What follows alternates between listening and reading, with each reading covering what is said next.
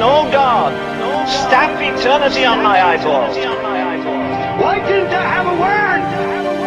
Because there was no sign of anguish. Não me diga que essa geração é extravagante.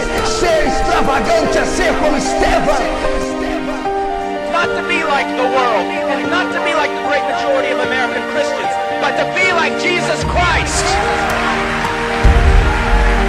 You don't know why you're clapping. I'm talking about you. Talking about you. Talking about you. Talking about you.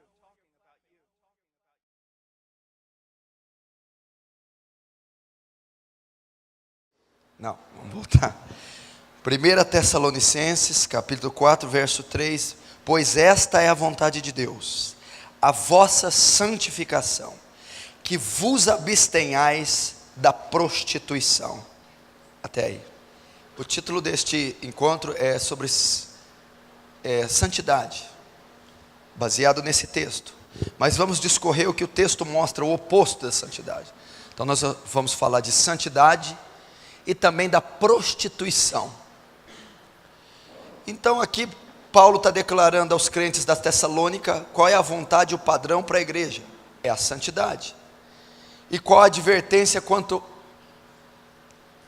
uma advertência quanto ao oposto. E também a vontade de Deus que vos abstenhais, fugir, resistir à prostituição. Não tenhais ela como prática de vida. A prostituição. O que é prostituição? O que é que Paulo está mandando o crente fugir, se abster? O que é prostituição? A prostituição é toda forma de sexo ilícito. Compreende prostituição. Como que alguém se prostitui? Todo homem ou mulher que tenta satisfazer o seu desejo sexual fora do matrimônio, compreende prostituição. O homem foi dotado de libido, foi dotado de desejo sexual, impulso. O desejo sexual não é pecado. Ter desejo sexual não é pecado.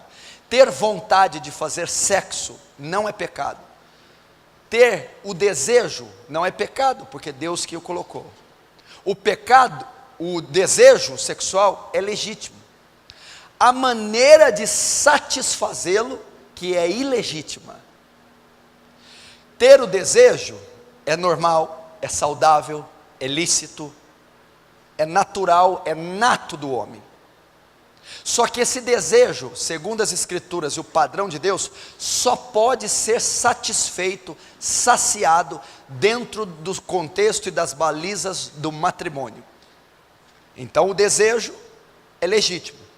Satisfazê-lo fora do matrimônio, que é ilegítimo. E como que eu satisfaço fora do matrimônio?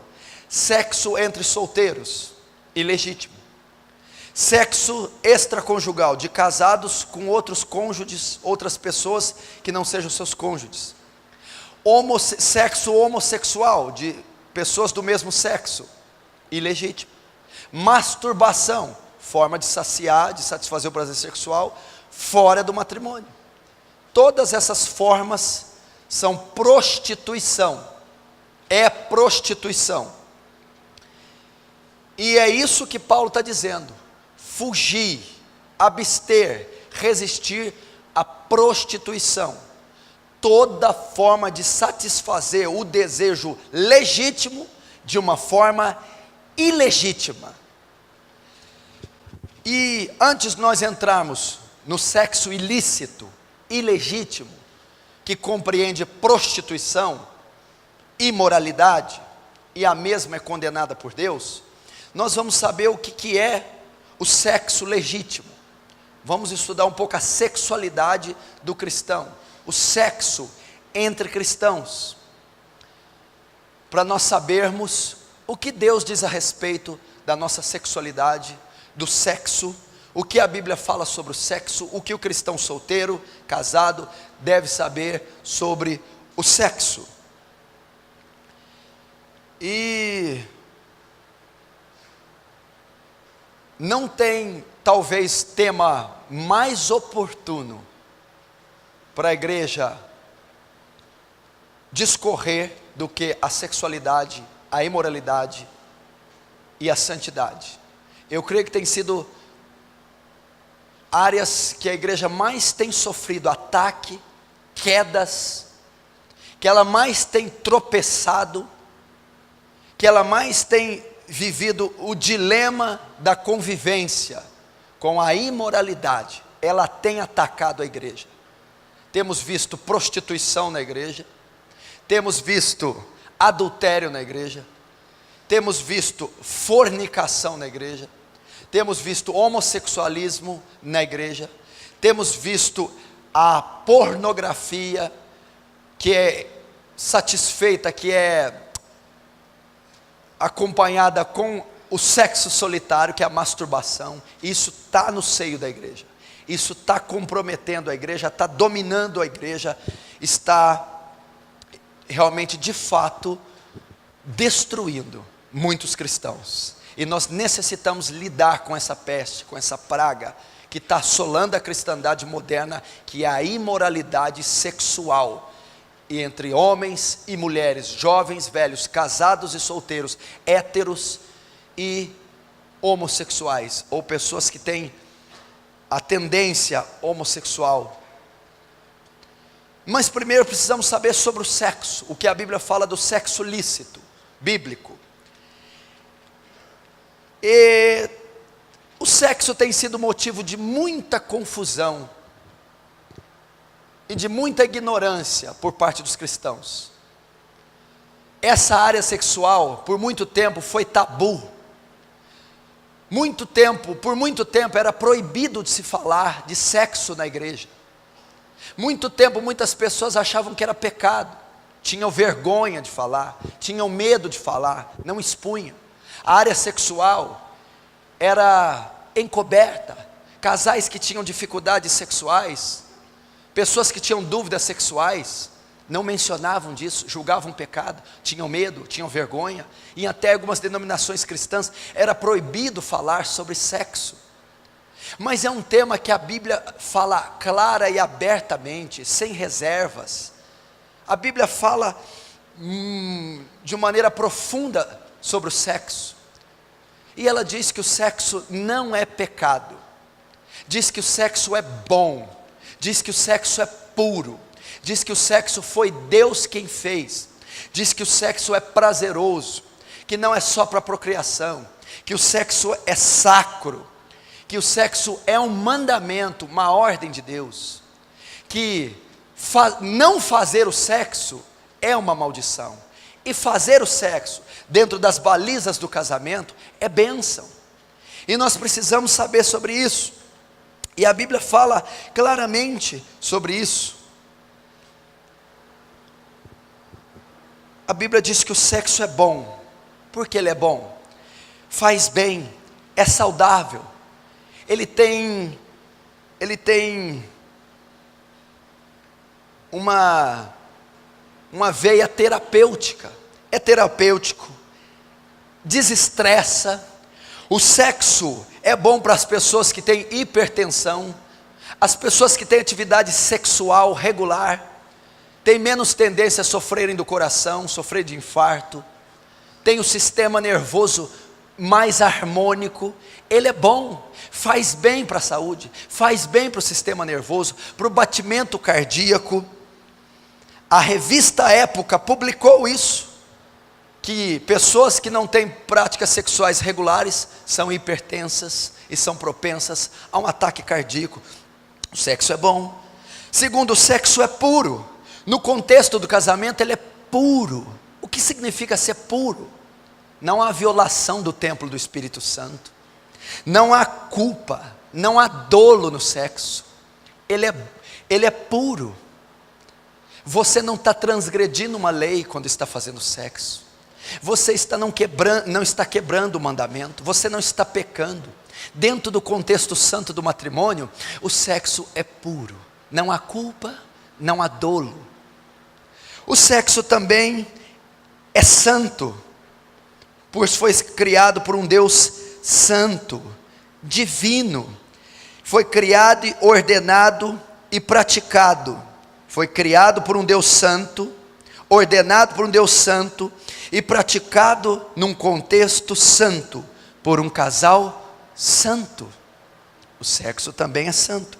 O sexo é prazeroso, agradável, gostoso, deleitoso, para ser desfrutado com abundância, como Provérbios diz, como um manancial que jorra águas vivas. O sexo é prazeroso.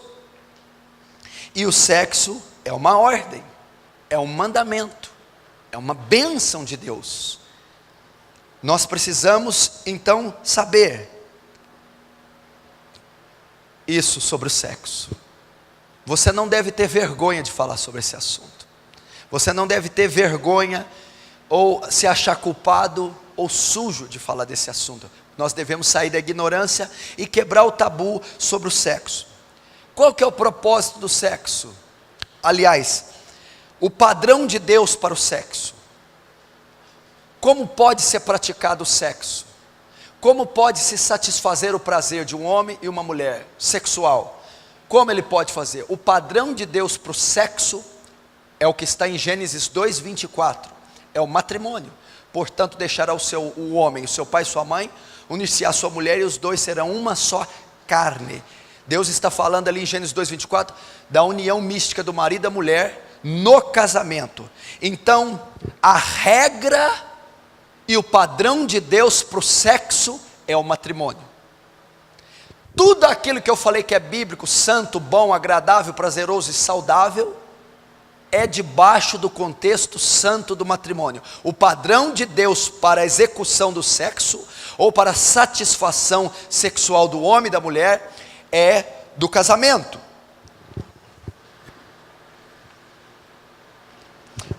Mas a palavra do Senhor diz no contexto deste encontro, que essa vontade de Deus, a vossa santificação, e que vos abstenhais da prostituição. Agora nós vamos entrar na prostituição.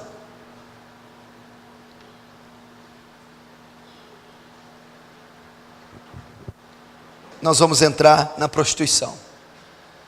Quando Paulo recomenda isso, ele está tratando com a igreja da Tessalônica, porque veja bem, o ministério de Paulo foi levantado num contexto de sexualidade e moralidade terrível. Ele estava diante de um contexto greco-romano, onde se faziam sexos em rituais de culto, onde era uma depravação terrível, e eles não tinham padrão ou conceito algum da prática sexual correta. Eram extremamente depravados e vulgares na área sexual. Então Paulo está ensinando um padrão a eles, um padrão de santidade, um padrão de santificação, de separação e de pureza sexual, fazendo-os ser santos, e pedindo a eles que se abstenhassem, fugissem da prática da prostituição. E o que é prostituição? É toda forma de sexo ilícita.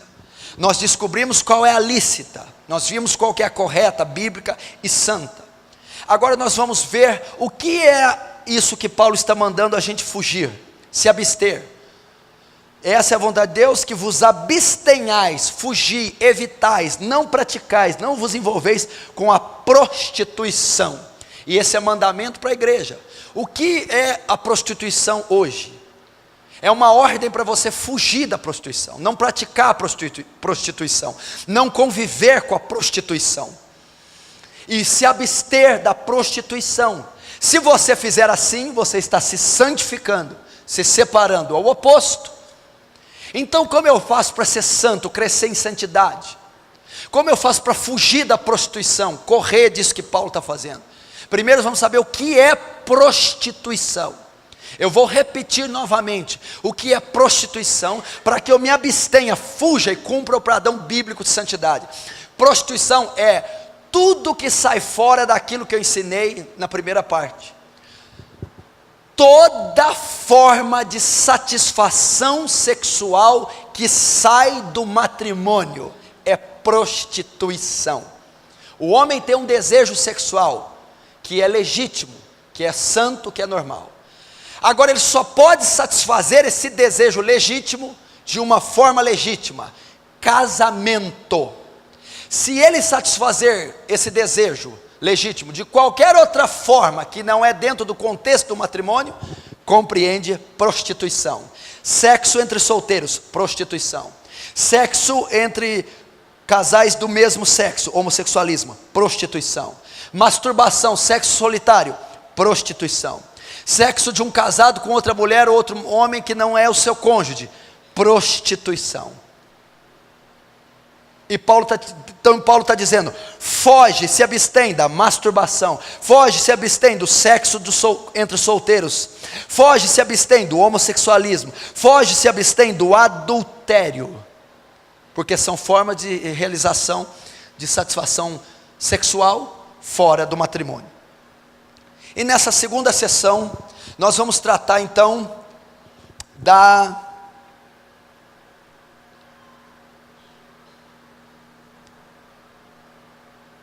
do sexo ilícito entre solteiros. São as práticas sexuais que a Bíblia condena e reprova à luz da Escritura. Por isso o texto de Paulo diz: foge, no grego quer dizer pornos e porné, envolver-se ilegalmente em luxúria, ato de fornicar, sexo de solteiros, adultério, incesto, sexo com animais, sexo bestial, homossexualismo, sexo ilícito, prostituição e toda forma de satisfação. Isso é prostituição.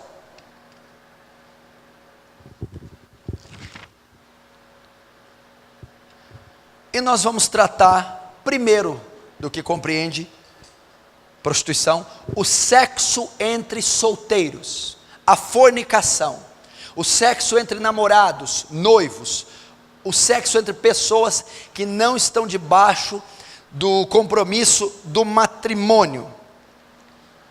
De 1962 para cá, tivemos então ali o que chamamos da revolução sexual, métodos anticontraceptivos, anticoncepcionais, o advento da camisinha, do preservativo, juntamente com a degradação dos valores morais, fizeram o sexo entre solteiros, diante da sociedade, parecer algo normal. Hoje é muito normal o sexo entre solteiros. Já não é avaliado mais como pecado, já não é visto mais como uma anomalia da sociedade, não é visto mais como algo errado.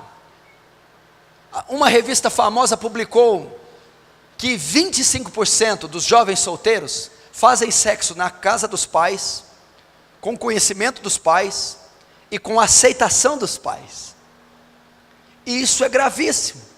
Estamos vendo, através desses anos, com todos esses fatores, o aumento devastador da promiscuidade, do sexo entre os solteiros, da fornicação, trazendo aí compromissos precoces, gravidez precoces, destruindo a família, destruindo a sociedade.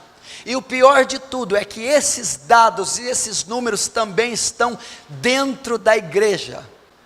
Há também sexo entre solteiros dentro da igreja. Há também sexo entre noivos dentro da igreja. Há também a prática sexual precoce entre os cristãos.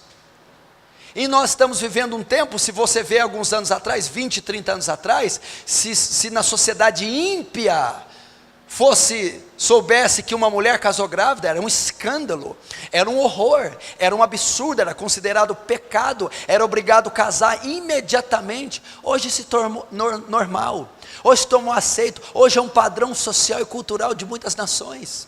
E muitos têm a desculpa de dizer: nós fazemos sexo porque é por amor. Eu amo a minha namorada, ela me ama. Desde que é feito por amor, não é pecado.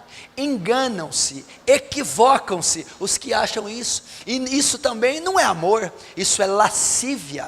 Isso é amor eros, não é o ágape. Porque o amor de 1 Coríntios 13 diz que o amor é sofredor, é benigno, tudo suporta, tudo crê, e tudo espera. Se é de fato amor, se o homem de fato ama a jovem, ele vai esperar para ter relação com ela no contexto do matrimônio.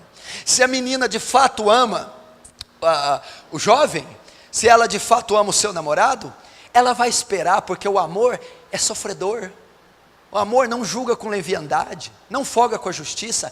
Ele espera, ele suporta a tentação, ele suporta o desejo, e ele espera eles estarem regularizados quanto ao estado, casados, para fazerem sexo. E isso também compreende prostituição. E a Bíblia condena essa prática como fornicação ou prostituição.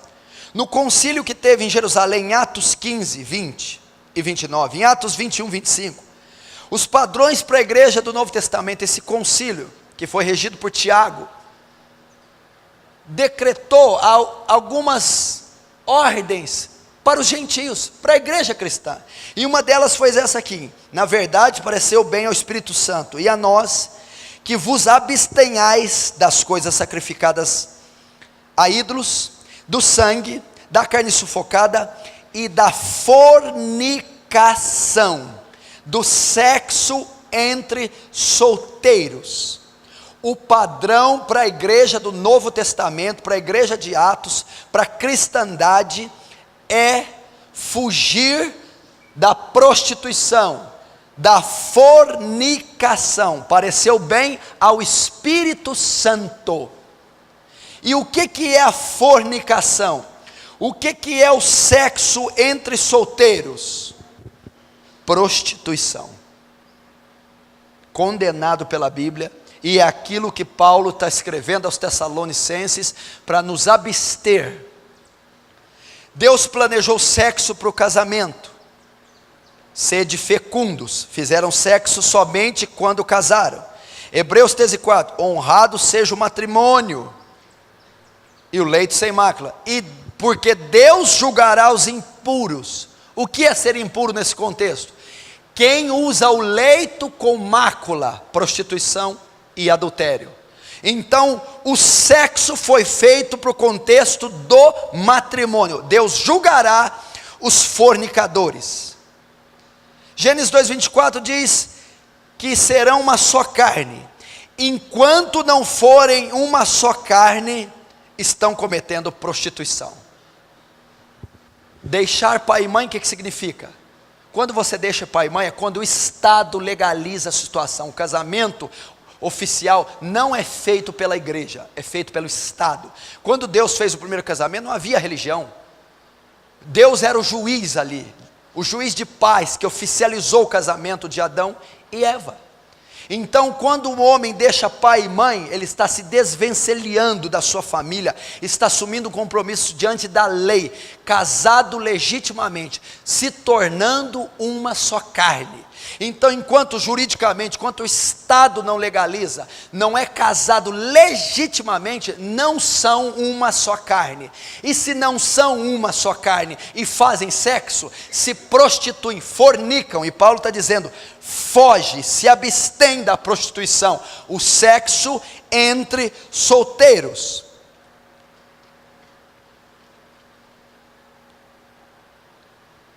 E por isso que ele fala monossomático, se torna um só corpo, entendeu? Enquanto não se tornarem um só corpo, pecado. Quando se torna um só corpo, como? No contexto do matrimônio legal, civil, jurídico, pode ser praticado o ato sexual. Agora, o que os casais estão fazendo, os solteiros estão fazendo? Praticando sexo, dizendo que é por amor, ou porque estão prestes a casar. Estão cometendo fornicação, estão manchando a santidade, estão violando o templo do Espírito Santo, estão pecando, e isso é prostituição. Por exemplo, Paulo vai dizer em 2 Tessalonicenses, 1 Tessalonicenses 4, abra de novo no texto.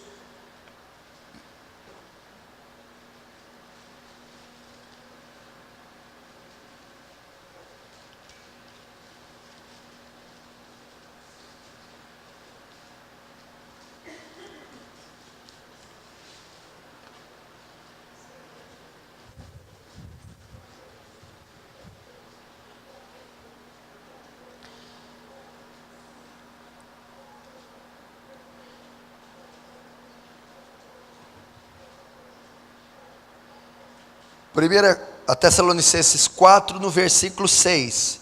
E que dessa matéria ninguém ofenda nem defraude ao seu irmão, porque o Senhor é contra todas essas coisas, como antes vos avisamos e testificamos claramente, é vingador.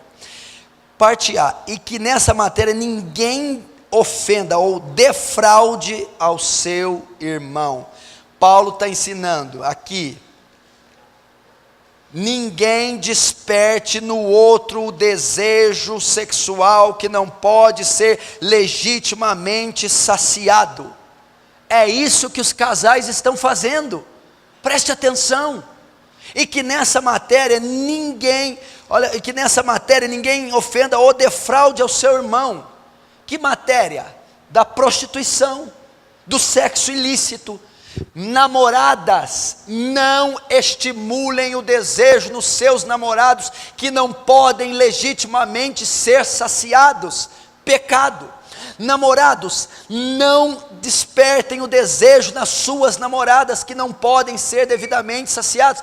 Por quê? Porque vocês ainda não são um só corpo. E se você ficar defraudando no texto aqui, é estimulando, seduzindo, tentando ela para satisfazer algo que não pode, ou vai acabar fazendo, fornicando, cumprindo a prostituição, ou vai acabar cometendo lascívia, que não é a penetração, mas são os atos imorais que ocorrem antes ou independentes da penetração. Isso é muito forte. Não desperte o desejo. Pastores têm estatísticas que a maior parte dos casais casados na igreja que tiveram vida sexual ativa antes do matrimônio sofrem consequências depois do matrimônio. Culpa, trauma, acusação, crises, ciúmes, desequilíbrio emocional, e estão abrindo uma vereda para a infidelidade, para o adultério. Porque o sexo ilícito não é aprovado por Deus e ele não vai saciar. Presta atenção. O sexo ilícito é dentro de que contexto? Matrimônio. O matrimônio compreende o quê? Dois que se tornam um. Só pode se completar sexualmente dois que se tornaram um. E os solteiros não se tornaram um. Então um jamais vai completar o outro sexualmente. Por isso há infidelidade e troca de parceiros quando há prática sexual na idade de solteiro. Porque não são um. Por isso que a pessoa que adultera, por isso que o homossexual tem quase 20 parceiros por ano, e aquele que é infiel e trai, adultera mais de 1, 2, 3 vezes, porque quando ele vai satisfazer o seu desejo com alguém que não é uma só carne com ele não alcança plenitude, satisfação, nem completude sexual, ele vai se tornar insaciável, vai ser levado à infidelidade, ao adultério, à traição, e vai levar para o casamento todo esse lixo.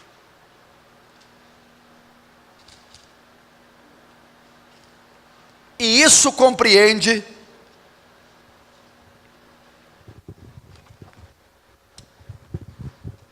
prostituição.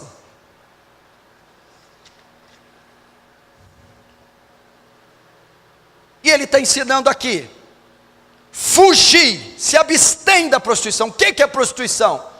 Toda forma de satisfazer o desejo sexual ilícito. Primeiro, vimos o que é lícito dentro do contexto do matrimônio. E o que é prostituição? Tudo que é fora do contexto do matrimônio compreende, caracteriza prostituição. Então a pessoa que está se satisfazendo sexualmente não é com a esposa, é um prostituto, imoral, fornicário, adúltero, impuro. Seja qual for, o sexo solitário, o homossexualismo, seja qual for, com a namorada, com outra mulher que não é o seu cônjuge, é prostituição.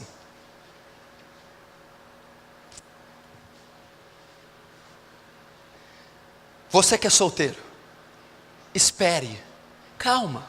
O sexo é bom, prazeroso, mas no contexto do matrimônio. Ele é feito para ser executado no matrimônio, com a sua mulher, com o seu marido. Se você é noivo, se você é solteiro, se você está namorando, espere. Tem graça suficiente em nós. Há uma ação benevolente de Deus para suportar as tentações. Paulo escreveu: não vos eis tentação maior que possais suportar, junto com ela Deus também proveu escape. Jesus dá uma dica: vigiai e orai, porque na verdade o espírito está pronto, mas a carne é fraca. Vigia, ande em alerta. Você não pode ficar no carro sozinho com a sua namorada, determinado local e determinado horário. Você não pode ficar sozinho com ela em hipótese alguma. Você não pode ficar sozinho com a mulher do sexo oposto, desde que ela não seja sua esposa ou sua mãe. Cuidado, não tente a carne, você pode cair. Então, se você vigiar, se você não colocar roupas sensuais perto do seu namorado, que sabe que isso o tenta, e se você sabe que está pecando, cuidado, você será julgada. Não fique, não estimule sua carne. Depois, ele ensina a vigiar. Depois Paulo diz que Deus proveu escape, tem graça para suportarmos, tem o Espírito Santo para suportarmos, para esperarmos o momento certo. Não faça isso, não leve culpa para o seu leito, não leve culpa para a sua família, não seja impuro, não macule o templo do Espírito Santo. O sexo entre solteiros é uma forma de prostituição, é uma forma de satisfazer o prazer sexual fora do casamento, é pecado, é aquilo que Paulo está ensinando aos Tessalonicenses a resistir, a se abster. Lance esses alicerces no namoro, na família, debaixo da Bíblia. Deixa pai e mãe, casa-se oficialmente. Assim, desfrute do sexo saudável, sem culpa. Até que isso ocorra, recorra à graça de Deus, recorra ao Espírito Santo e suporte as tentações, louvando ao Senhor. Amém? Vamos ficar de pé.